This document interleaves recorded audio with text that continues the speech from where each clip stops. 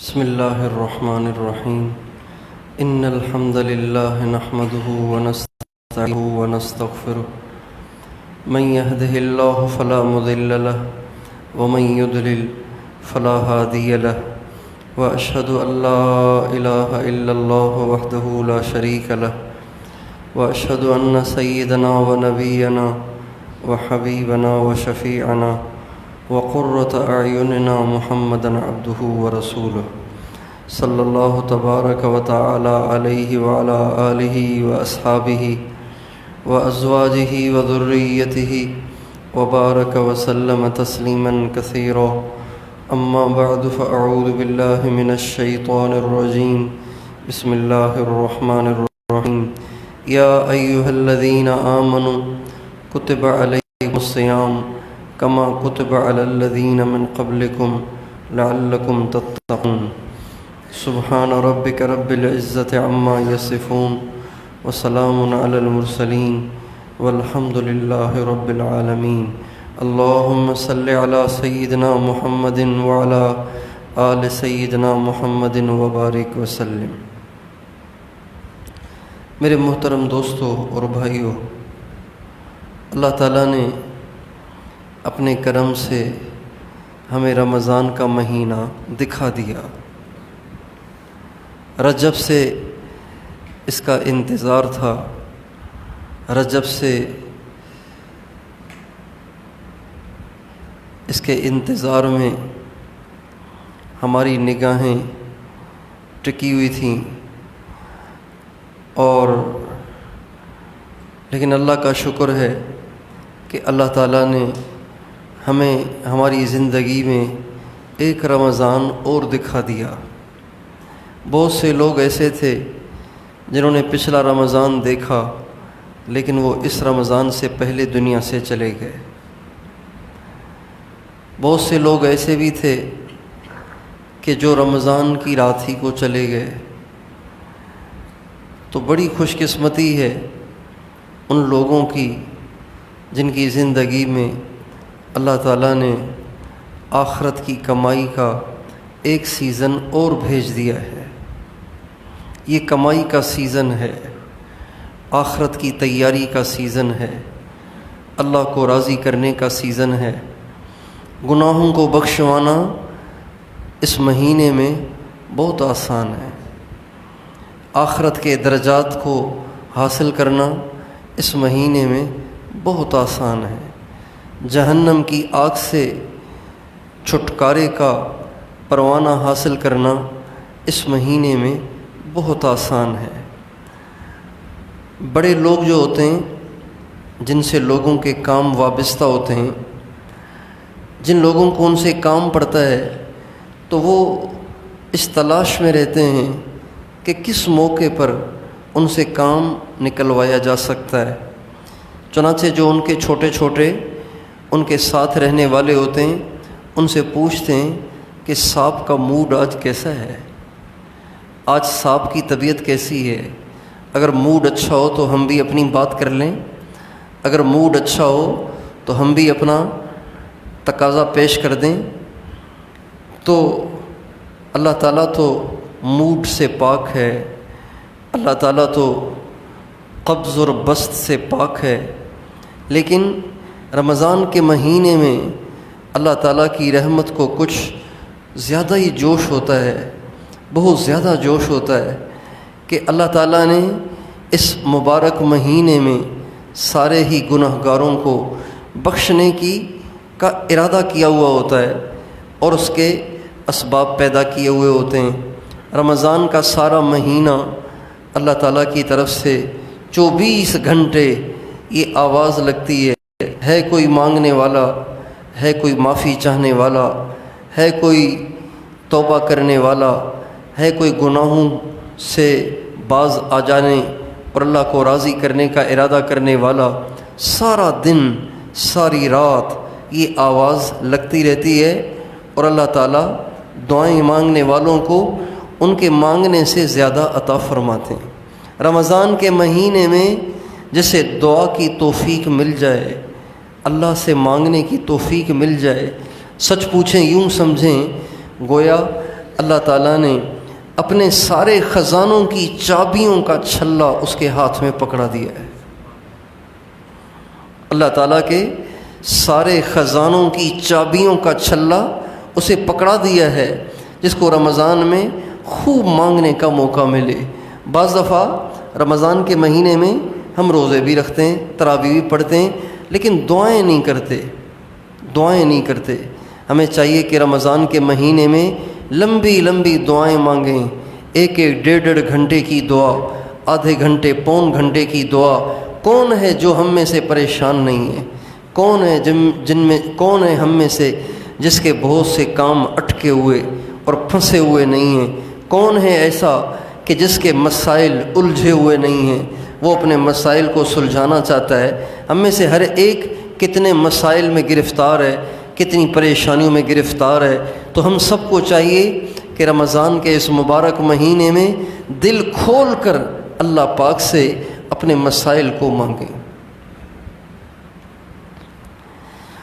لیکن دعا مانگنے میں انسان کو سب سے بڑی جو رکاوٹ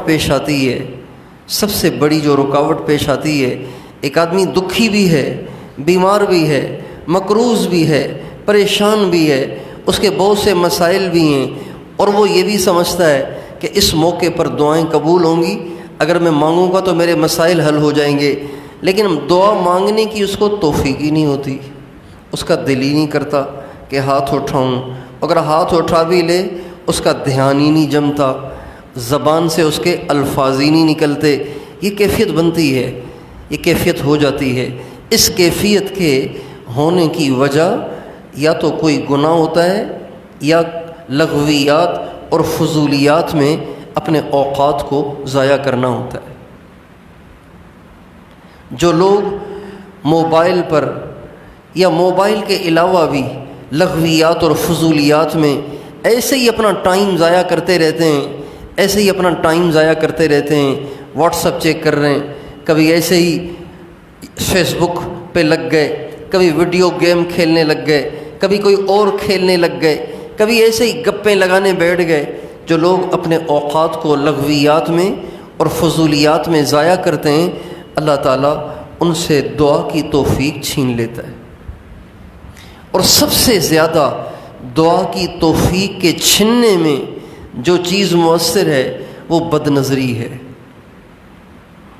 جب انسان کی نگاہ حرام دیکھنے لگ جاتی ہے تو سب سے پہلی پکڑ اللہ تعالیٰ کی طرف سے اس کی یہ ہوتی ہے کہ اللہ تعالیٰ اس کے دل سے سکون کو ختم کر دیتے ہیں۔ اس کا دل بے سکونی میں مبتلا ہو جاتا ہے، بے سکونی، بے چینی، مزہ نہیں آتا، طبیعت چڑچڑی رہتی ہے، بیوی اچھی نہیں لگتی، ماں اچھی نہیں لگتی، بہنیں اچھی نہیں لگتی، بھائی اچھے نہیں لگتے، رشتہ دار اچھے نہیں لگتے۔ جتنے مخلص لوگ ہیں ان سے دل اچاٹ ہونے لگ جاتا ہے۔ یہ سب سے پہلی پکڑ اللہ تعالیٰ کی طرف سے آتی ہے اس شخص پر جو اپنی نگاہوں سے حرام دیکھتا ہے۔ طبیعت میں قبض آ جاتا ہے، بجھ جاتی ہے طبیعت، اور اپنے سارے مخلصین، اپنے پیارے اللہ کی رضا کے لیے بے غرض اور بے لوث محبت کرنے والوں سے دل اچاٹ ہو جاتا ہے۔ سب سے پہلی پکڑ اللہ تعالیٰ کی یہ آتی ہے۔ اور دوسری پکڑ، دوسری سزا، دوسرا عذاب حرام دیکھنے والے کو اللہ تعالیٰ یہ دیتے ہیں کہ دعا مانگنے کا اس کا دل ہی نہیں کرے گا۔ اس کے پاس ٹائم ہوگا لیکن ہاتھ اٹھائے گا لیکن اس سے دعا ہی نہیں ہوگی۔ جب انسان فضولیات سے بچتا ہے، لغویات سے بچتا ہے، اپنی نگاہ کو ہر وقت جھکائے رکھتا ہے، اکثر اوقات خاموشی میں وقت گزارتا ہے، سچ پوچھیں جب وہ دعا کے لیے ہاتھ اٹھاتا ہے نا تو اس کا دل کرتا ہے اور مانگوں۔ اتنا اس کو دعا میں مزہ آتا ہے، اتنی اس کو دعا میں لذت محسوس ہوتی ہے۔ جب وہ دعا مانگتا ہے اس کا رونے کو دل کرتا ہے۔ یہ کیفیت اس وقت حاصل ہوتی ہے جب انسان کی نگاہ پاک ہو، زبان محفوظ ہو، لغویات سے انسان بچتا ہو، برائی سے اپنے آپ کو بچاتا ہو، پھر یہ کیفیت انسان کو حاصل ہوتی ہے۔ نبی کریم صلی اللہ علیہ وسلم بعض دفعہ ساری رات دعا فرماتے تھے، ساری رات دعا کر رہے ہیں اور ایک ہی دعا کرتے رہتے، ایک ہی دعا کرتے چلے جاتے تھے۔ حجۃ الوداع میں ہمارے نبی نے عرفات میں ایک ہی دعا مانگی 5 گھنٹے تک، ایک دعا 5 گھنٹے تک۔ کیا؟ اللہم اغفر لامتی، اللہم اغفر لامتی، اللہم اغفر لامتی، مانگ رہے ہیں 1 گھنٹہ، 2، 3، 4، 5 گھنٹے، یہاں تک کہ سورج غروب ہونے کا ٹائم قریب آ گیا، آپ دعا مانگتے رہے، اے اللہ میری امت کو معاف کر دے، اے اللہ میری امت کو معاف کر دے، اے اللہ میری امت کو معاف کر دے۔ غروب آفتاب سے پہلے جبریل علیہ السلام آئے، یا رسول اللہ آپ اپنی امت کے لیے اتنے کیوں پریشان ہیں؟ اللہ تعالیٰ فرماتے ہیں آپ روئیں نہیں، ہم نے آپ کی ساری امت کو آپ کی دعا کے طفیل معاف کر دیا۔ ما خلل مظالم، لیکن ظالم کو معاف نہیں کریں گے، ظالم کو معاف نہیں کریں گے، اس لیے کہ ظالم کے پاس مظلوم کا حق ہے، اس کو معاف نہیں کریں گے۔ ظالم کے پاس مظلوم کا حق ہے، حق والا معاف نہیں کرے گا تو میں معاف کیسے کروں گا؟ ہمارے نبی کو جب یہ پیغام ملا تو آپ علیہ السلام نے یہ نہیں کہا ٹھیک ہے چلو اوروں کی تو بخشش ہو گئی، چلو ظالم کو معاف نہیں کرتا تو اب میں کیا کروں، اللہ پہ زور تو کسی کا چلتا نہیں ہے، آپ اسی پہ مطمئن ہو جاتے۔ آپ مطمئن نہیں ہوئے، بلکہ آپ نے اللہ تعالیٰ کے سامنے ایک تجویز پیش کی، اے اللہ آپ نے کہا ہے کہ ظالم کو معاف نہیں کروں گا، تو ظالم بھی تو میرا ہی ہے، ظالم بھی تو آخر میرا ہی ہے، تو میرا ایک ظالم امتی دوزخ میں جائے گا، میں اسے کیسے برداشت کروں گا؟ اے اللہ آپ کہتے ہیں کہ ظالم کے پاس مظلوم کا حق ہے، مظلوم پہلے معاف کرے گا پھر اللہ معاف کرے گا، تو قیامت کے دن جب ظالم پیش ہوگا تو مظلوم اس سے مطالبہ کرے گا، تو یہ بھی تو ہو سکتا ہے نا کہ آپ کل قیامت کے دن مظلوم کو اپنی جنتوں میں سے ایک جنت کا ٹکڑا دے کر راضی کر لیں اور اپنے کرم سے اپنے فضل سے میری امت کے ظالم کو بھی معاف کر دیں۔ اللہ اکبر! ایسی دعائیں، ایسی دعائیں، ایسی درد بھری دعائیں، ایسی غم بھری دعائیں، ایسی ہمدردی اور خیر خواہی سے بھری دعائیں تو کسی نے بھی کسی کے لیے نہیں مانگی۔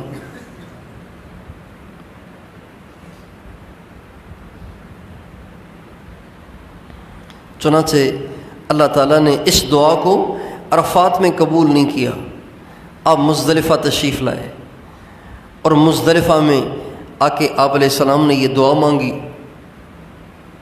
اشراق کے وقت حضرت ابو بکر، حضرت عمر، ان دونوں حضرات نے دیکھا کہ نبی کریم صلی اللہ علیہ وسلم مسکرا رہے ہیں اور خوش ہو رہے ہیں، تو دونوں نے پوچھا یا رسول اللہ آپ کیوں ہنس رہے ہیں؟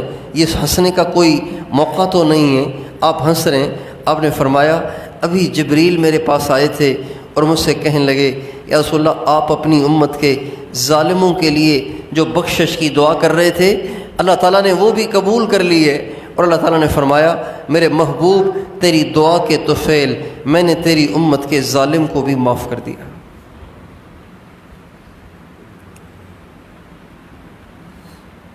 ہمارے نبی اتنی لمبی دعائیں مانگتے تھے، تو اس رمضان کے مبارک مہینے میں ہم اپنے اندر دعا کی بھی عادت ڈالیں۔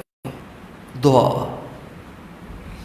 دیکھو بھائی ہم ڈاکٹروں کے پاس جاتے ہیں نا، ڈاکٹروں کے پاس جاتے ہیں تو گھنٹوں بیٹھے رہتے ہیں، اپنے نمبر کے انتظار میں گھنٹوں بیٹھے رہتے ہیں۔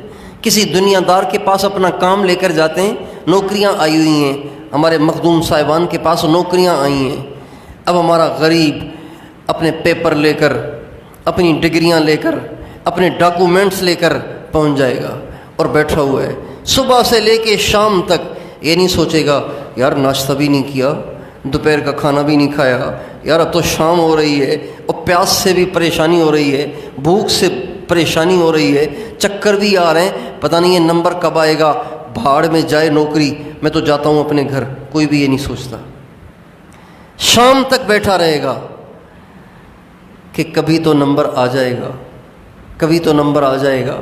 لیکن ہم اللہ سے جو دعا کرتے ہیں تو دعا کرتے ہیں آدھے منٹ والی، 1 منٹ والی۔ کوئی بہت بڑا بزرگ ہے تو دعا کرے گا 2 منٹ والی۔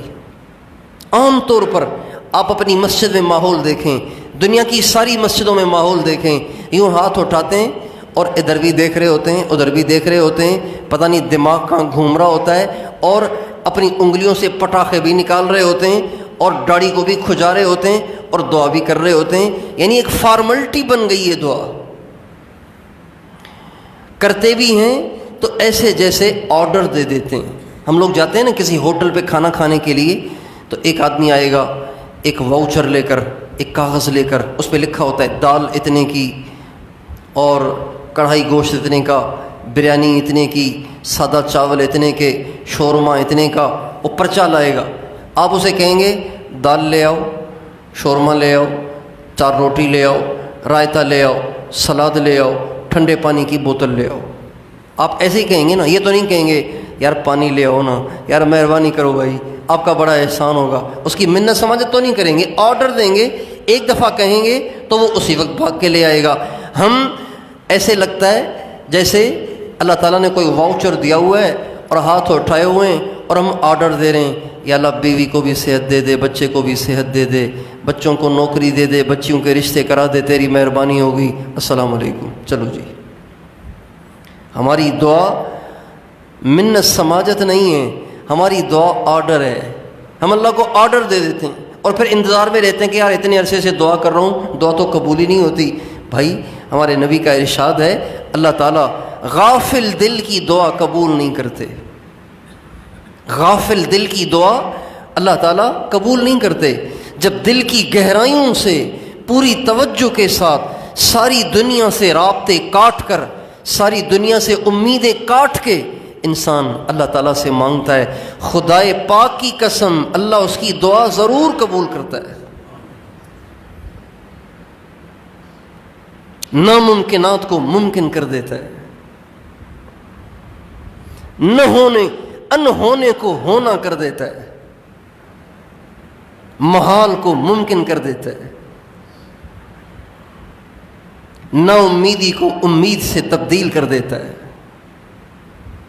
آپ اس طرح سے مانگ کے تو دیکھیں۔ نبی کریم صلی اللہ علیہ وسلم نے 20 احادیث میں اس رمضان میں ہر دعا کی قبولیت کی خوشخبری دی ہے۔ 20 احادیث میں رمضان میں دعائیں قبول ہیں، رمضان میں دعائیں قبول ہیں، رمضان میں دعائیں قبول ہیں، رمضان میں دعائیں قبول ہیں۔ 20 احادیث میں ہمارے نبی نے یہ بات فرمائی ہے، لیکن ہمیں اپنی نبی کی بات پہ یقین ہو تب نا۔ کون ہے ہم میں سے جو مسائل سے پریشان نہیں ہے؟ ابھی اگر میں آپ حضرات سے درخواست کروں نا کہ میں ابھی عمرے پہ جا رہا ہوں، آپ مجھے پرچی پر اپنی ساری پریشانیاں لکھ کر دے دیں تو یقین جانیں آپ میں سے ہر ایک رجسٹر والے کاغذ کا چٹھا بنا کے دے دے گا، یہ مسئلہ، یہ مسئلہ، یہ مسئلہ، یہ مسئلہ، یہ مسئلہ، ایک لمبا چٹھا بنا کر، ایک لمبی لسٹ بنا کے آپ میں سے ہر ایک دے دے گا۔ اس لیے کہ مسائل تو ہیں نا، مسائل تو ہیں، لیکن مسائل ہیں تو صحیح، جس نے مسائل حل کرنے اسے مانگتے ہی نہیں۔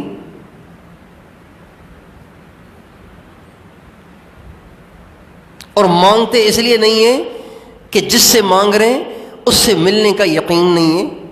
اگر میں آپ سے کہوں یہ دیوار ہے نا، یہ جو دیوار ہے، آپ اس پہ 2-4 مکے ماریں گے تو یہاں سے دودھ نکل آئے گا، آپ کہیں گے مولوی صاحب پاگل ہو گئے، خشکی ہو گئی ہے ان کو، تو آپ مکے نہیں ماریں گے، آپ نہیں ماریں گے۔ کیوں نہیں ماریں گے؟ اس لیے کہ آپ کو پتہ ہے کہ دودھ نے ویسے ہی نہیں نکلنا، دودھ نے ویسے ہی نہیں نکلنا۔ مکے مار کے بلا وجہ اپنے ہاتھ میں درد کرنے کی کیا ضرورت ہے؟ نبی پاک علیہ السلام فرما رہے ہیں رمضان کی ہر دعا قبول ہے، ہم نہیں مانگ رہے اس لیے کہ یقینی نہیں کہ مانگیں گے اور ملے گا، یقینی نہیں کہ مانگیں گے تو ملے گا۔ جن کو یقین ہوتا ہے، اللہ پاک کی ذات پہ یقین ہوتا ہے، اللہ پاک کے نبی کی بات پہ اعتبار ہوتا ہے، تو ان کو آپ دیکھیں ملتا ہے۔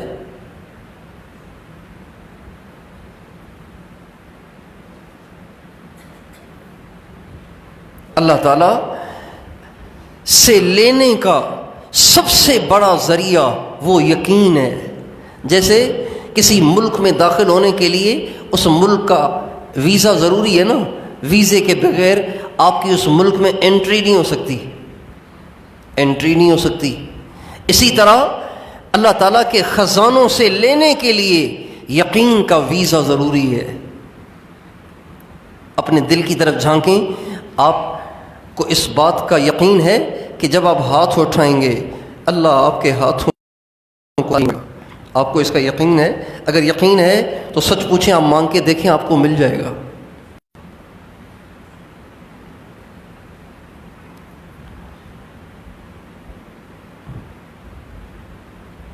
حجاج بن یوسف بہت بڑا ایک ظالم بادشاہ گزرا ہے، ظالم بادشاہ۔ 1,20,000 صحابہ اور تابعین اس نے شہید کرائے، اس امت کا سب سے بڑا ظالم۔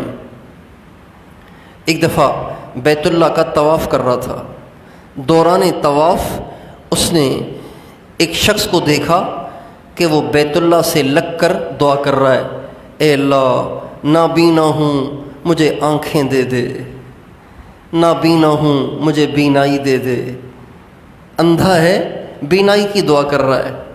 حجاج بن یوسف جب اس کے پاس سے ایک دفعہ گزرا تو بھی دعا کر رہا ہے، دوسری دفعہ گزرا پھر بھی دعا، تیسری دفعہ دعا کر رہا ہے پھر بھی دعا، گزرا دعا کر رہا ہے۔ اب مسلسل دعا ہی کیے جا رہا ہے۔ تو حجاج بن یوسف نے دیکھا کہ جس طریقے سے یہ دعا کر رہے ہیں نا، ایک رٹا بچے کی طرح جو لگائے چلا جا رہا ہے، تو اس سے تو اس کو بینائی ملنی نہیں ہے۔ چنانچہ وہ اس کے قریب آیا اور اس کو پکڑ کے کہنے لگا مجھے جانتے ہو؟ کہا نہیں، تو کون ہے؟ کہا میں حجاج ہوں۔ تو ایک دم وہ کانپ گیا، سہم گیا، کہنے لگا مجھ سے کیا کام ہے؟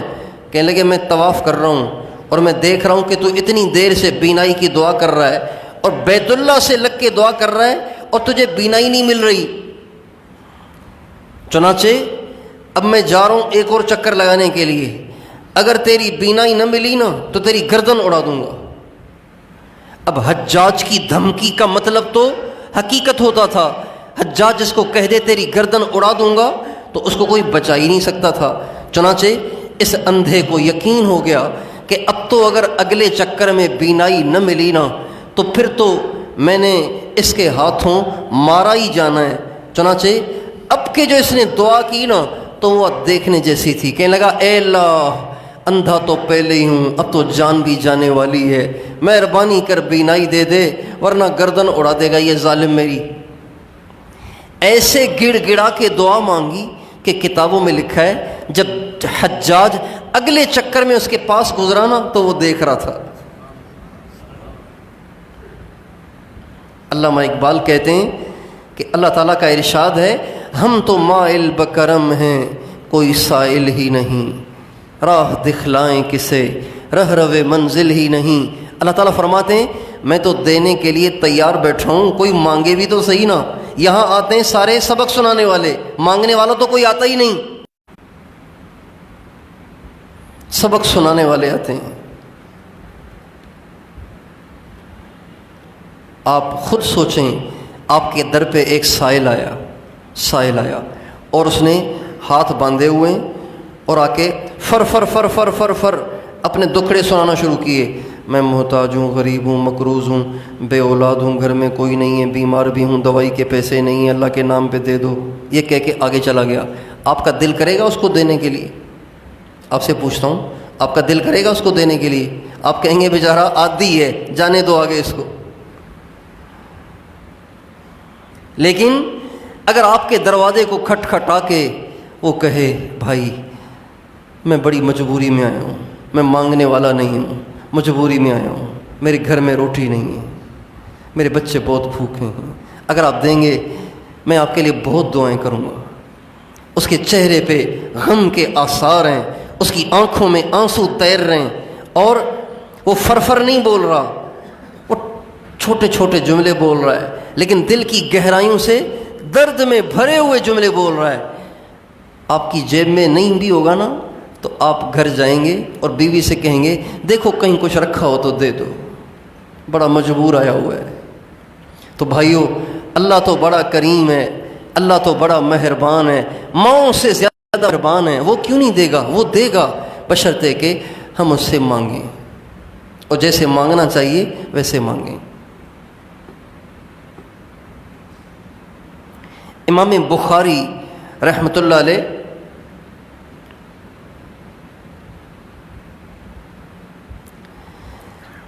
یہ جب ماں کے پیٹ، یہ بچپن میں نابینا تھے، بچپن میں نابینا تھے، آنکھوں سے نہیں دیکھتے تھے۔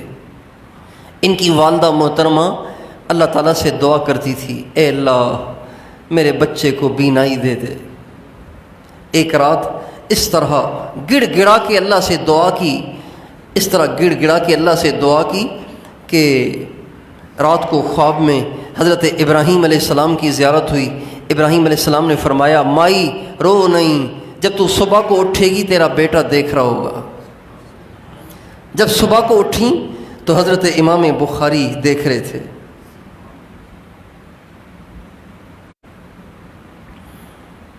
اس کے الطاف تو ہیں عام شہیدی سب پر، تجھ سے کیا ضد تھی اگر تو کسی قابل ہوتا۔ اللہ تو ہے ہی دینے کے لیے، ہم ہی میں کوئی فالٹ ہے، ہم ہی میں کوئی کمی ہے، ہم میں ہی کوئی کوتاہی ہے، جس کی وجہ سے ہمیں دعا مانگنے کے بعد بھی نہیں ملتا۔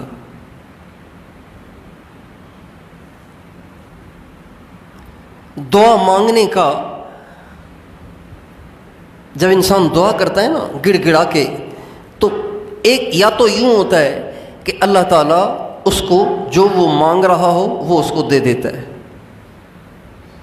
ہے، لیکن اگر وہ کوئی ایسی چیز مانگ رہا ہو جو اللہ کے علم میں اس کے لیے بہتر نہیں ہے، اس کے لیے بہتر نہیں ہے، تو اللہ تعالیٰ اس کے دل کو تسلی دے دیتا ہے، اس کے دل کو تسلی دے دیتا ہے۔ کوئی بات نہیں، اللہ سے مانگ لیا ہے، دے دے گا تو بہت اچھا، نہیں دے گا تو اس میں بھلا ہوگا، اسی میں بہتری ہوگی۔ اللہ تعالیٰ یہ اس کے دل کی کیفیت بنا دیتا ہے، دل کی گہرائی سے مانگنے والے کو۔ اور جو زبان سے صرف رٹا لگاتا ہے تو وہ دعا تو کر ہی نہیں رہا، وہ تو سبق سنا رہا ہے، چنانچہ پھر وہ اللہ پہ اعتراض کرتا ہے، دعا تو بہت کر رہا ہوں لیکن دیتا ہی نہیں، کیا کروں؟ مولوی صاحب بہت دعائیں کی ہیں، نہیں ملتا دعا سے۔ پھر وہ اعتراض کرنا شروع کر دیتا ہے، اس لیے کہ اس نے مانگی ہی نہیں دعا۔ اگر دعا مانگتا تو اللہ دے دیتا، نہ دیتا تو دل کو مطمئن کر دیتا۔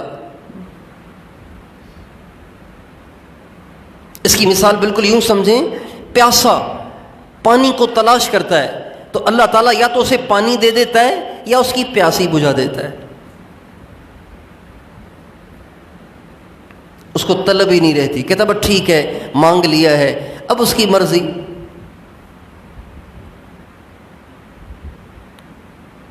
اے اللہ میں تیری رضا میں راضی ہوں، اللہ تعالیٰ یہ اس کی کیفیت بنا دیتا ہے۔ اس لیے ہمیں اس رمضان کے مبارک مہینے میں اللہ تعالیٰ سے بہت مانگنا ہے، لمبی دعائیں مانگنی ہیں، اور اللہ پاک سے اس کی بھی دعا کریں، یا اللہ مانگنا نہیں آتا مجھے مانگنا سکھا۔ مانگنا بھی سیکھنے کا کام ہے، مانگنا بھی سیکھنا پڑتا ہے۔ ایک فقیر آپ کے پاس آیا، اس نے کہا یار ذرا 50 روپے تو دینا۔ نہ حاجت بتائی، نہ مسئلہ بتایا، نہ اپنی بے بسی کا اظہار کیا، ایسے ہی آگے کہنے لگا یار 50 روپے تو دینا۔ آپ کہیں گے کہے کہ آپ کے میرے پاس کوئی پیسے رہتے ہیں، آپ کا میرے اوپر کوئی قرضہ ہے، یا میں نے آپ سے کوئی وعدہ کیا تھا، چل یہاں سے۔ بڑا آیا 50 روپے،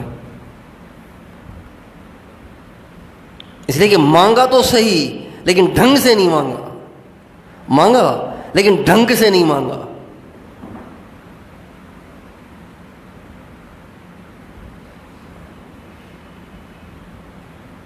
تو مانگنا بھی سیکھنا پڑتا ہے۔ نبی کریم صلی اللہ علیہ وسلم نے اپنی امت کو صرف مانگنے کا حکم نہیں دیا بلکہ مانگنا سکھایا بھی ہے، مانگنا سکھایا ہے۔ آپ علیہ السلام کی دعائیں ملا علی قاری رحمۃ اللہ علیہ نے الحزب الاعظم میں جمع کی ہیں۔ الحزب الاعظم ایک کتاب ہے، اس میں ملا علی قاری رحمۃ اللہ علیہ نے یہ 11ویں صدی کے بہت بڑے عالم ہیں۔ ہمارے حالانکہ جو حضرت مخدوم سرور نوح رحمۃ اللہ علیہ ان کے زمانے کے قریب قریب کے ہیں، تھوڑے سے ان کے بعد کے ہیں لیکن ان کے قریب قریب کے ہیں۔ ملا علی قاری رحمۃ اللہ علیہ انہوں نے ایک کتاب لکھی ہے الحزب الاعظم۔ ہمارے نبی نے اپنی زندگی میں جتنی دعائیں اللہ سے مانگی ہیں وہ انہوں نے جمع کرنے کی کوشش کی ہے۔ پھر بعد کے علماء نے اس کتاب کو 7 حصوں میں تقسیم کر دیا ہے تاکہ امت مسلمہ کے لوگ ان ساری دعاؤں کو مانگ لیا کریں، اس طرح سے کہ روزانہ ایک منزل پڑھ لیں، ہفتے میں ساری دعائیں مانگ لی جائیں گی۔ اور اب قریب کے علماء نے اس کو اور آسان کر دیا، اس کو 29 حصوں میں تقسیم کر دیا ہے، 29 منزلیں بنا دی ہیں اس کی، 29 منزلیں، 3-4 صفوں کی ایک منزل ہے، تاکہ چونکہ مصروفیت کا زمانہ ہے تو مصروف سے مصروف مسلمان نبی کریم صلی اللہ علیہ وسلم کی ان دعاؤں کو مانگ لیا کرے اور ان دعاؤں سے مانگنا سیکھ لیا کرے۔ ہمیں چاہیے کہ اس کتاب کو ضرور اپنا ورد بنائیں، اس کتاب کو ضرور اپنا ورد بنائیں۔ ماہانہ ترتیب پر بھی وہ کتاب ملتی ہے، ہفتے وار ترتیب پر بھی وہ کتاب ملتی ہے۔ جس کے پاس ٹائم ہے اور ہمت اور حوصلہ ہے تو وہ ہفتے وار منزلوں والی کتاب لے لے، الحزب الاعظم، اور ایک منزل روزانہ پڑھ لیا کرے۔ ٹائم نہیں ہے زیادہ، مصروف زیادہ ہیں تو ماہانہ ترتیب پر جو تقسیم کی گئی ہے وہ لے لیں آپ، اس میں ترجمہ بھی لے لیں، ترجمہ بھی لکھا ہے۔ اب آپ اس میں پڑھیں کہ ہمارے نبی نے اللہ سے کیسے مانگا ہے۔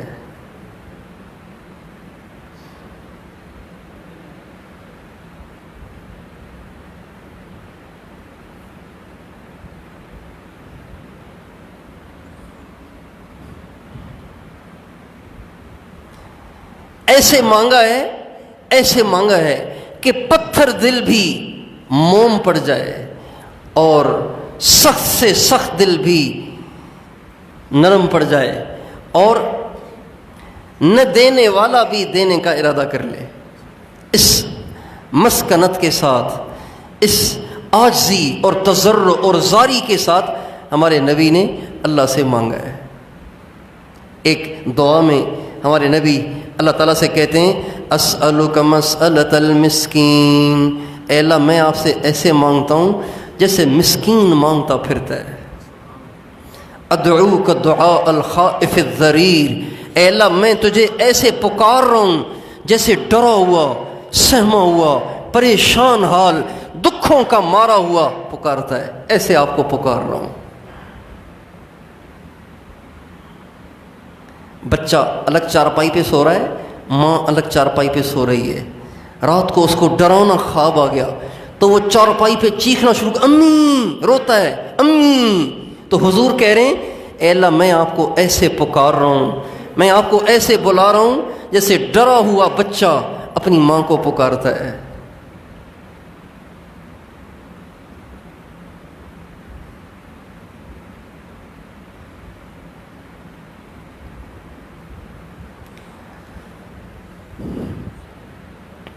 ایک دعا ہے ہمارے نبی کی، عجیب دعا ہے، اللہم انی ضعیف فقونی، اے اللہ کمزور ہوں مجھے قوت دے، اے اللہ میں کمزور ہوں مجھے قوت دے۔ اللہم انی ضعیف فقوینی وانی ذلیل فاعزنی، ذلیل ہوں مجھے عزت دے۔ اپنوں نے بھی چھوڑ دیا ہے، پرایوں نے بھی چھوڑ دیا ہے، کسی کو میری شکل اچھی نہیں لگتی، تو مجھے عزت دے۔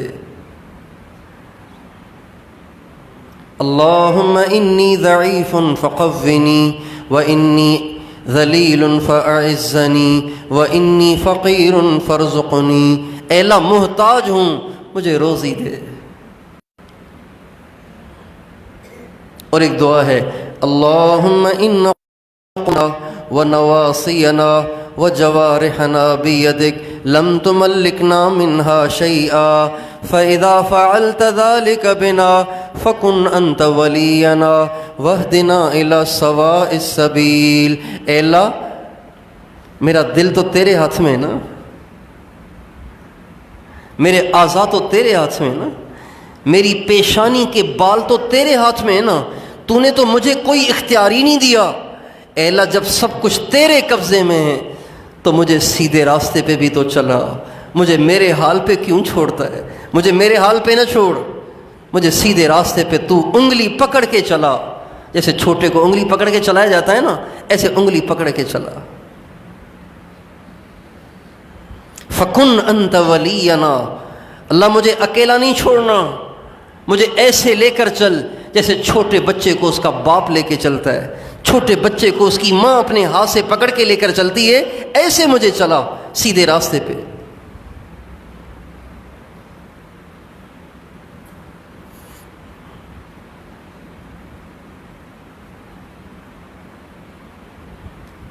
اس رمضان کے مہینے میں اللہ سے مانگنا ہم سیکھیں، اللہ سے مانگنے کی عادت ڈالیں، لمبی دعائیں، لمبی دعائیں۔ الفاظ نہیں بنتے نا، الفاظ نہیں بنتے تو بھی ہاتھ اٹھا کے بیٹھے رہو بس۔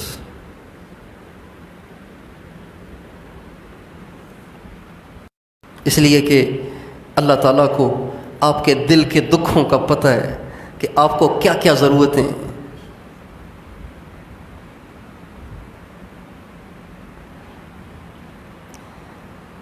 میرا نواسا ہے چھوٹا سا عبد الرحمن، وہ روتا ہے تو پتہ نہیں کیوں رو رہا ہے، میں اس کی ماں سے پوچھتا ہوں یہ اتنا کیوں رو رہا ہے، تو مجھے حیرت ہوتی ہے کہ وہ کیسے سمجھ جاتی ہے۔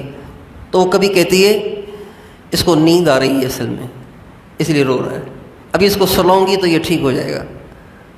کبھی رو رہا ہوتا ہے تو مجھے پریشانی ہوتی ہے، میں کہتا ہوں اس کی ماں سے کہتا ہوں بھائی یہ کیوں رو رہا ہے، کہتی ہے اس کو بھوک لگی ہے، ابھی دے دیتی ہوں اس کو، دودھ پلاؤں گی پھر خاموش ہو جائے گا۔ کبھی رو رہا ہوتا ہے، میں بتاؤں یہ کیوں رو رہا ہے، کہتے ہیں اس کو پیٹ میں درد ہے۔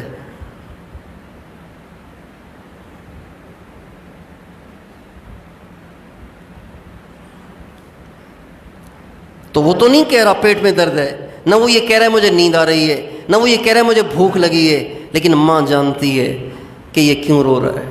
اللہ اگر آپ سے الفاظ نہیں بنتے، آپ سے مانگا نہیں جا رہا تو جھولی پھیلا کے بیٹھ ہی جاؤ اور اللہ سے کہو اللہ مجھے مانگنا نہیں آتا، الفاظ نہیں بن رہے، دل سخت ہو گیا ہے، آنکھ میں آنسو نہیں آ رہے، تجھے تو پتہ ہے نا مجھے کیا ضرورت ہے، بس وہ دے دے مجھے۔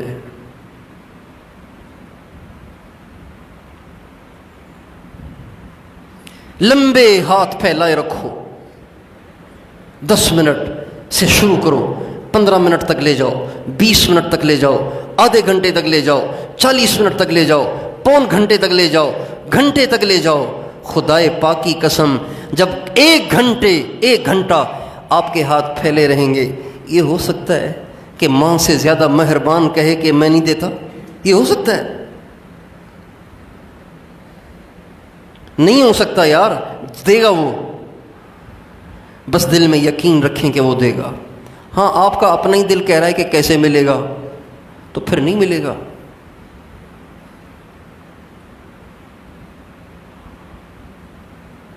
ادعونی استجب لکم، تم مانگو میں تمہیں دوں گا۔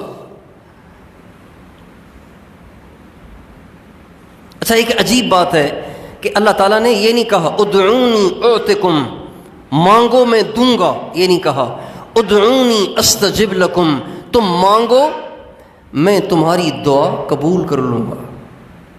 تو علماء کہتے ہیں اللہ تعالیٰ نے اعطکم کیوں نہیں کہا مانگو میں تمہیں دوں گا، یہ کیوں نہیں کہا، یہ کیوں کہا قبول کر لوں گا؟ کیا مطلب قبول کر لوں گا؟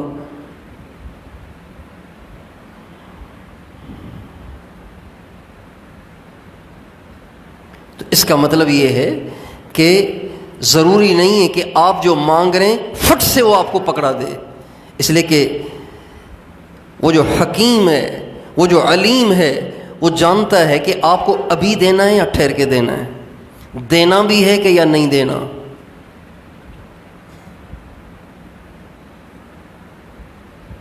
آپ کا بچہ کھانس رہا ہے، مسلسل کھانس رہا ہے، ناک اس کی بہہ رہی ہے، آپ آئس کریم کی دکان کے پاس سے گزر رہے ہیں، وہ چاہے کتنا شور مچائے آپ کہیں گے بیٹا آپ کے لیے ٹھیک نہیں ہے، آپ ٹھیک ہو جائیں گے آپ کو دے دیں گے، آپ ٹھیک ہو جائیں، آپ کی کھانسی ٹھیک ہو جائے پھر آپ کو ایک نہیں 10 آئس کریم لے کے دے دیں گے، اس میں کیا بات ہے؟ آپ آئس کریم سے زیادہ پیارے تھوڑی ہیں، آئس کریم کی کیا حیثیت ہے آپ کے سامنے؟ ضرور دیں گے آئس کریم، بس تھوڑا سا ٹھیک ہو جاؤ۔ اس لیے فرمایا استجب لکم۔ اور بعض لوگ ایسے ہوتے ہیں جن کو اللہ نہ اس وقت دیتا ہے نہ بعد میں دیتا ہے، اس لیے کہ اللہ کے علم میں ہے کہ اس کو نہیں دینا، چنانچہ اللہ تعالیٰ ان کی دعاؤں کو محفوظ کر لیتا ہے، ان کی دعاؤں کو محفوظ کر لیتا ہے۔ جب قیامت کا دن ہوگا، وہ بندہ پیش ہوگا، اللہ تعالیٰ ان دعاؤں کو کھولیں گے اور فرمائیں گے میرے بندے تم نے یہ دعا بہت مانگی تھی مجھ سے لیکن میں نے قبول نہیں کی تھی، اس لیے کہ اگر میں دنیا میں دے دیتا تو وہ وقتی ہوتا، عارضی ہوتا، تھوڑی دیر کے لیے ہوتا، لیکن میں نے چاہا کہ تیرے پاس نیکیاں تھوڑی ہیں، اس لیے تیری یہ دعائیں محفوظ کر لوں، اور قیامت کے دن جہاں عبادت کرنے والوں کی عبادتوں کا صلہ ملے گا، روزے داروں کے روزے کا صلہ ملے گا، حج والوں کے حج کا صلہ ملے گا، سخیوں کو ان کی سخاوت کا صلہ ملے گا، تجھے تیری دعاؤں کا صلہ دوں۔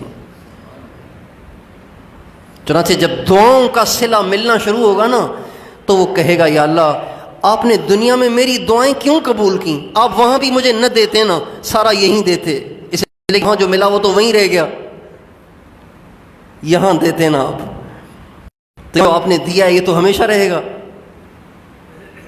تو بھائی اس رمضان کے مہینے میں میں اور آپ اللہ پاک سے مانگنے کی، بھکاری بن کر مانگنے کی نیت کر لیں، کریں گے انشاءاللہ کوشش، لمبی لمبی دعائیں کریں گے نا، یقین کے ساتھ مانگیں۔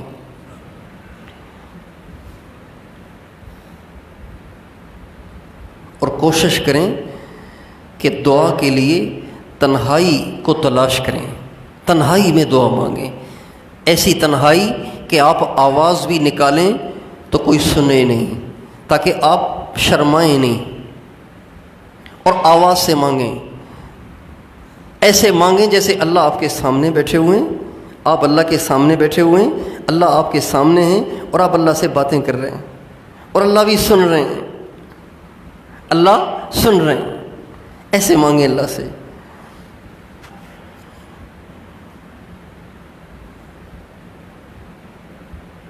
یا اللہ میرا پیٹ ٹھیک نہیں رہتا، بہت دوائیاں کھائی ہیں، پیٹ صحیح نہیں ہوتا، تو آپ کے ہاتھ میں ہے شفا، آپ دے دینا، آپ کی مہربانی ہوگی۔ آپ سے نہیں مانگوں تو کس سے مانگوں؟ کوئی اور ہے بھی تو نہیں، سب کچھ تو تیرے قبضے میں ہے۔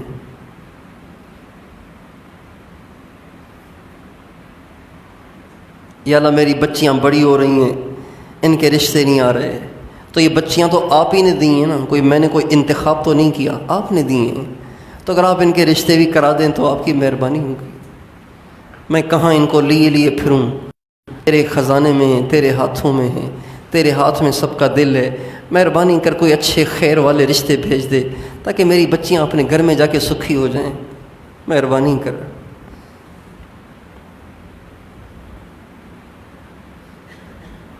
یا اللہ تنخواہ ہے 15,000، خرچہ ہے 20,000، تو خود بتا کہاں جاؤں؟ کون سی چیز کم کروں؟ روٹی بند کر دوں یا بجلی کی تاریں کاٹ دوں؟ کیا کروں؟ یا کپڑے صابن کی بجائے پانی سے دھو لیا کروں؟ کیا کروں؟ یہ ساری چیزیں میری ضرورت ہیں، تو مہربانی کر 5,000 کا اور انتظام کر دے، یا پھر انہی 15,000 میں میری ضرورتیں پوری کر دے، مہربانی کر، تیرے خزانوں میں کیا کمی ہے؟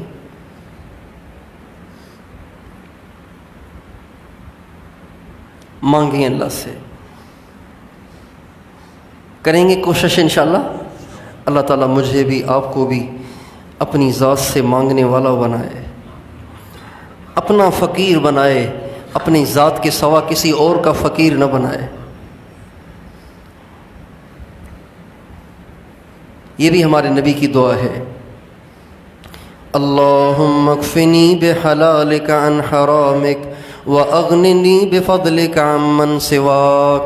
اے اللہ مجھے اتنا حلال دے کہ حرام کی طرف میرا دھیان ہی نہ جائے۔ جن بچیوں کی شادیاں نہیں ہو رہی وہ اس دعا کو مانگیں، جن بچوں کی شادیاں نہیں ہو رہی وہ اس دعا کو مانگیں، اے اللہ حلال دے تاکہ حرام سے بچ جاؤں۔ اپنی بیوی ہوگی تو کسی غیر عورت کی طرف نگاہ نہیں اٹھاؤں گا، تو حلال دینا تاکہ حرام کی طرف دل نہ جائے۔ اللہم اکفنی بحلالک عن حرامک، اے اللہ حلال دے تاکہ حرام سے بچ جاؤں۔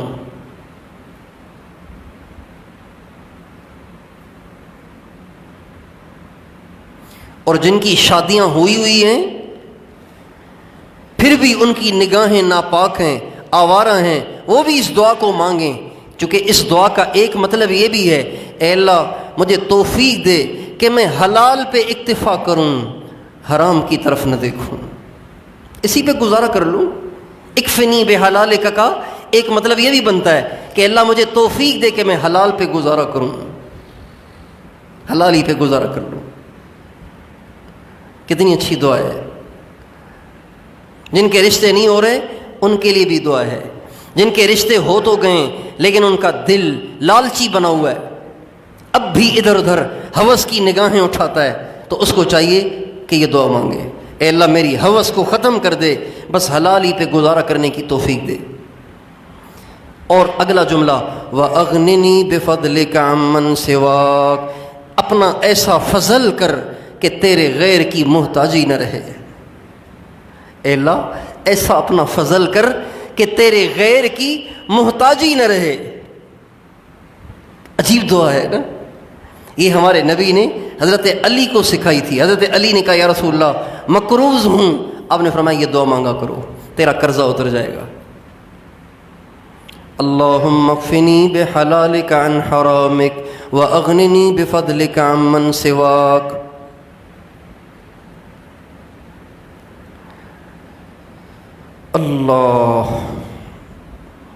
اللہ تعالیٰ محتاجی سے بچائے، اپنا محتاج بنائے۔ درود شریف پڑھ لیجئے۔ لا الہ الا انت سبحانک انی کنت من الظالمین۔ اللہم صلی علی سیدنا محمد وعلی آل سیدنا محمد وبارک وسلم۔ اے اللہ ہم تیرے گنہگار، خطا کار، گناہوں میں ڈوبے ہوئے تیرے بندے تیرے دروازے پر بھیکاری اور فقیر بن کر حاضر ہیں، اپنے گناہوں کی معافی چاہتے ہیں۔ اے مولا، اے مالک الملک، اے بادشاہوں کے بادشاہ، آج تیرے کرم سے، تیرے فضل سے ہم روزے سے بھی ہیں۔ اے اللہ ہم روزے دار بھی ہیں، ہم نے کچھ نہیں کھایا ہوا، کچھ نہیں پیا ہوا، ہونٹ ہمارے خشک ہیں۔ اے اللہ تیری محبت میں روزہ رکھا ہے، تیری رضا کے لیے روزہ رکھا ہے۔ اے اللہ تجھے خوش کرنے کے لیے ہم نے روزہ رکھا ہے۔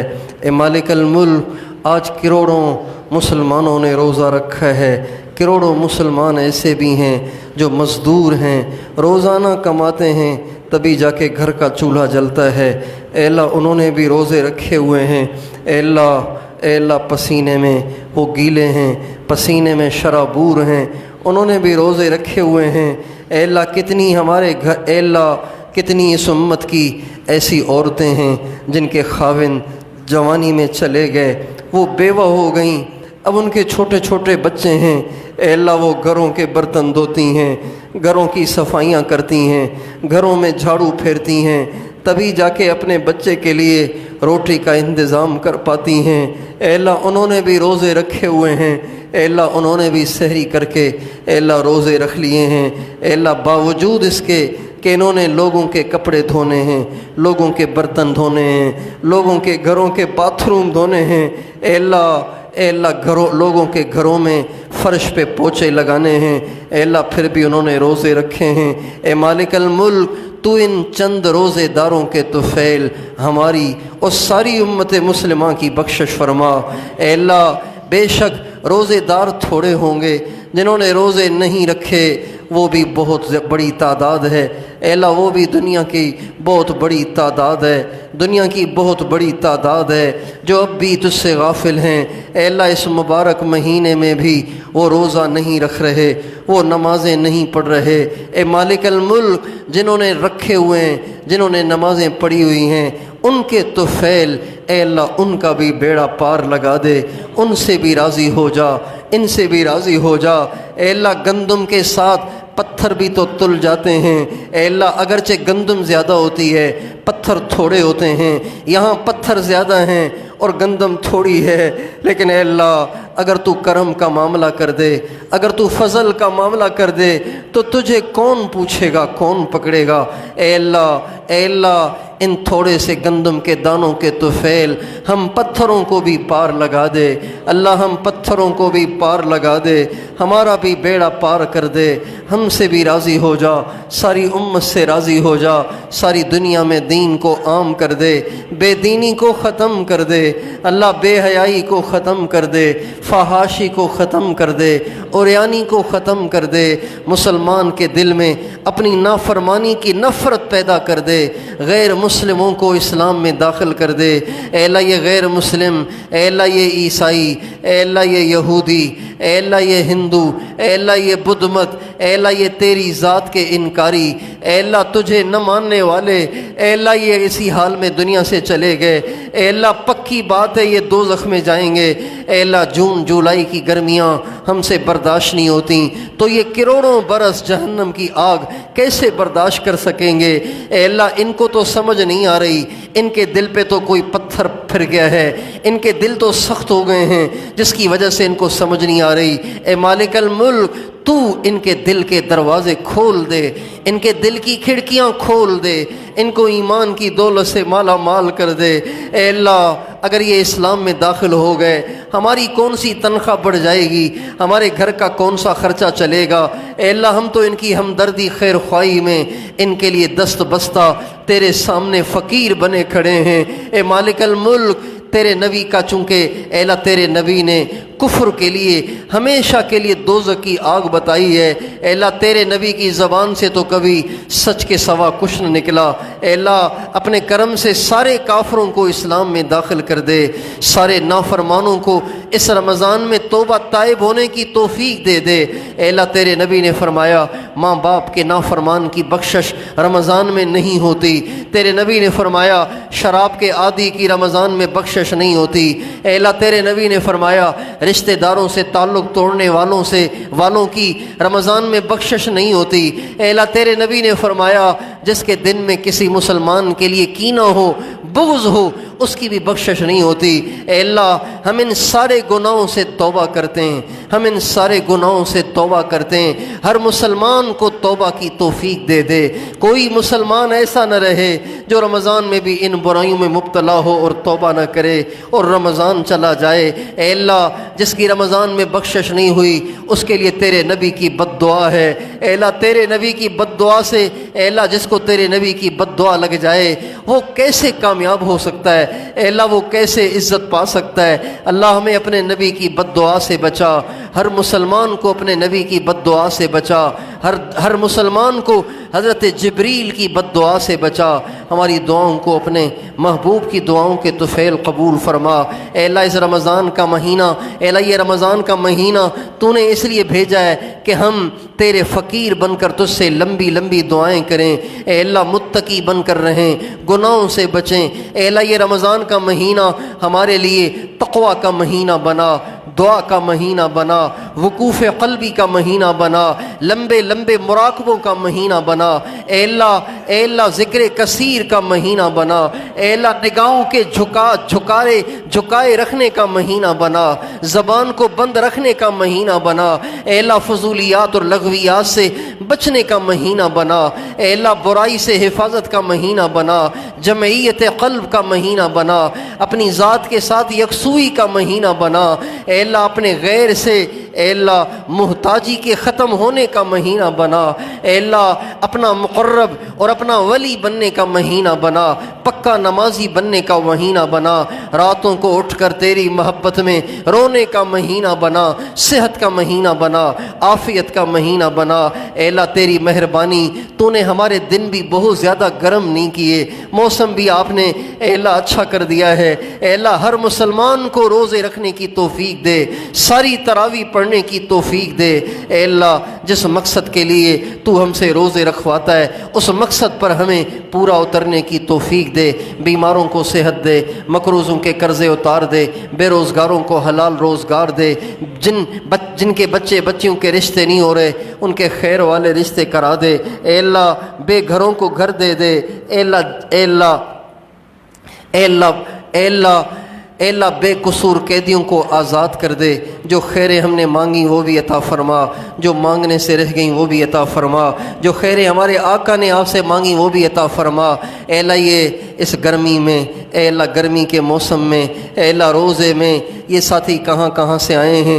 اے مالک الملک ان سب کی اس قربانی کو قبول فرما کر ان سب کو اپنا کامل ولی بنا دے، اے اللہ کامل ولی بنا دے، اے اللہ یہ تیرے بننا چاہتے ہیں تبھی تو روزے میں بسوں میں چڑھ کے موٹر سائیکلوں پہ بیٹھ کے کاروں میں بیٹھ کے اے اللہ یہ تیری بات سننے کے لیے تیرا ذکر کرنے کے لیے آئے ہیں، اے مولا ان کا یہ آنا رائے گاہ نہ فرما، رائے گاہ نہ فرما، رائے گاہ نہ فرما، ان سب کو اپنا کامل ولی بنا دے، ان کا سارا سال خوشگوار کر دے، ان کا سارا مہینہ خوشگوار کر دے، جو دور بیٹھے آمین کہہ رہے ہیں ان کو بھی ان دعاؤں میں حصے دار بنا دے، ہماری دعاؤں کو اپنے محبوب علیہ السلام کی دعاؤں کے طفیل قبول فرما، اے اللہ ہماری ایک مسجد بن رہی ہے اس مسجد کی تمام ضروریات کا تکفل فرما، دائیں بائیں کی زمینیں بھی عطا فرما، دائیں بائیں کی زمینیں بھی عطا فرما، اے اللہ دائیں بائیں کی زمینیں بھی عطا فرما، اسے عظیم الشان خانقاہ بنا، تمام ضروریات کا اپنے غیبی خزانوں سے تکفل فرما، اے اللہ اس جگہ کو کروڑوں انسانوں کی ہدایت کا اور اپنا ولی بننے کا ذریعہ بنا، اے اللہ اپنے غیبی خزانوں سے انتظام فرما، اپنی ذات کے سوا ہمیں کسی کا محتاج نہ بنا، اے اللہ کسی کے سامنے ہاتھ پھیلانے یا زبان کھولنے سے بچا، ہماری دعاؤں کو اپنے محبوب علیہ السلام کی دعاؤں کے طفیل قبول فرما، آمین، وصلی اللہ علی النبی الکریم وعلی آلہ وصحبہ اجمعین۔